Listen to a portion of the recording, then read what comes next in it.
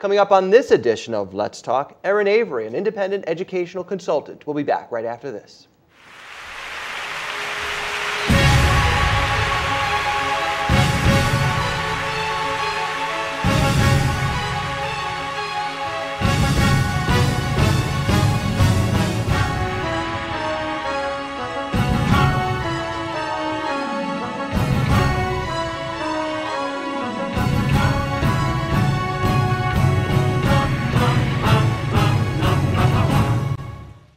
Welcome back to Let's Talk. Erin Avery is my guest today, an independent educational consultant, here to talk about what young people need to know about their careers. Tell us what you do, Erin.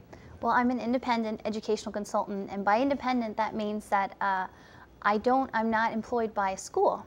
So families come to me outside or in addition to supplement what the guidance offices offer, and they come to me when they're involved with their college search and application process. And what do you do beyond what the guidance counselor does? Do you visit a lot of schools? Absolutely. I'll address that in a second.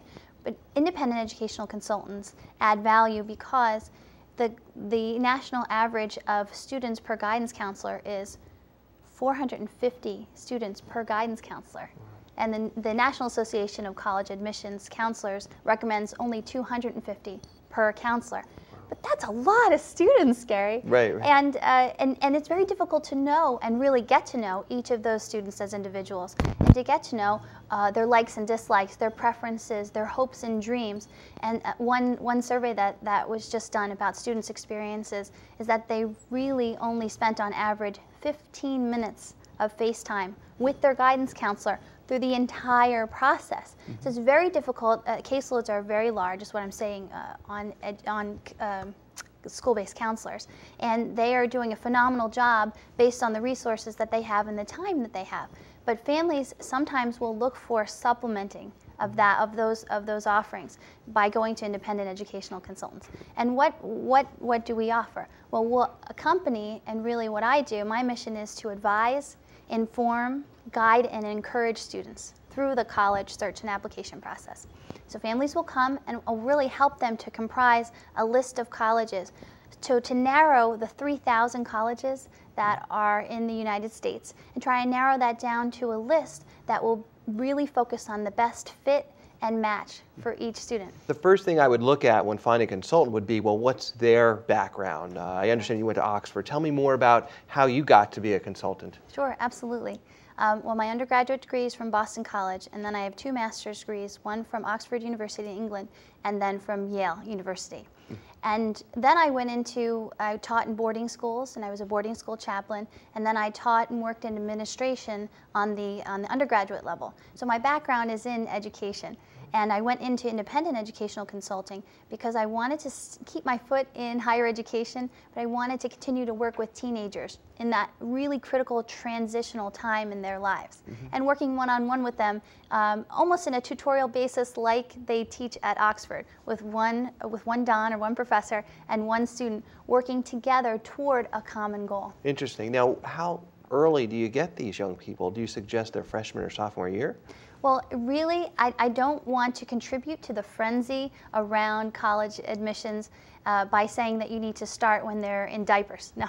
But it really, what can impact students' admissions options is course selection. So sometimes I do get 8th graders who are rising freshmen in high school, and they want to talk about, well, if I choose geometry, for example, freshman year, will I be able to take AP Calculus by my senior year?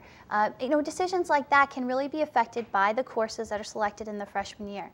And then most of the work of searching for colleges can begin, the traveling and visiting of campuses can begin at any time, just exposing students to possibilities. But the actual application process is really more in the junior into senior year.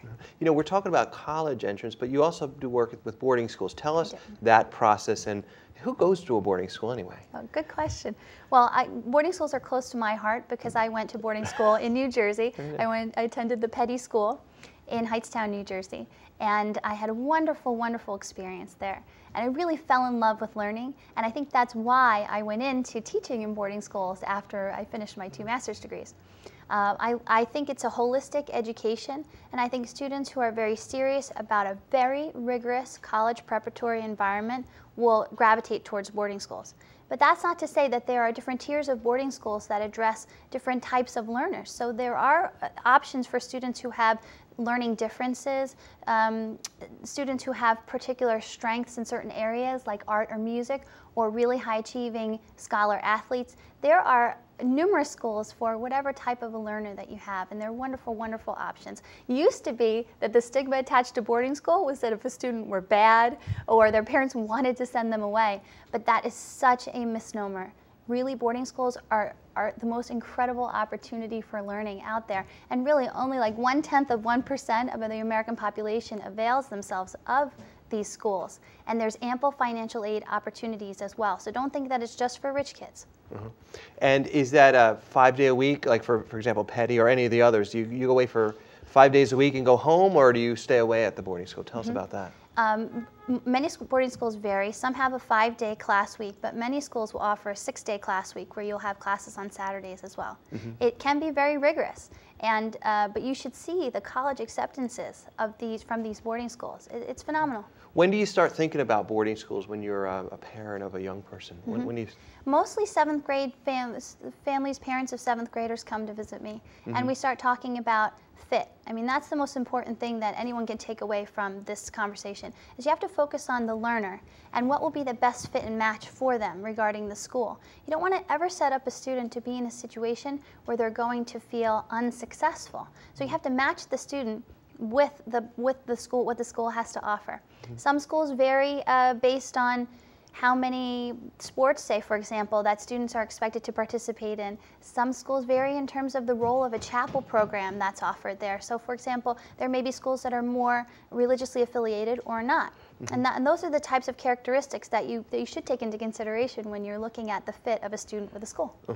What about the family legacy? I mean, if a parent goes, is it normally the son or daughter normally goes as well to that same school? Tell us about legacy. Well, legacy is a very interesting topic in terms of admissions to boarding school and college, because sometimes students whose either parent attended an institution will have a different type of treatment in the admission pool. Say, for example, a school I'm thinking of, a boarding school in Connecticut, will separate the legacy pool out from the regular pool of applicants and look at them distinctly. And I think that's out of deference to the parents who support the school and who also understand the culture of the school.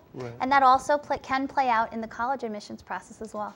Interesting. You know, we got to take a break now. We come back. We want to talk about the day-to-day process of finding a great school in the college area, and we're going to do that when we come back. Erin Avery is here, independent educational consultant. We'll be back right after this.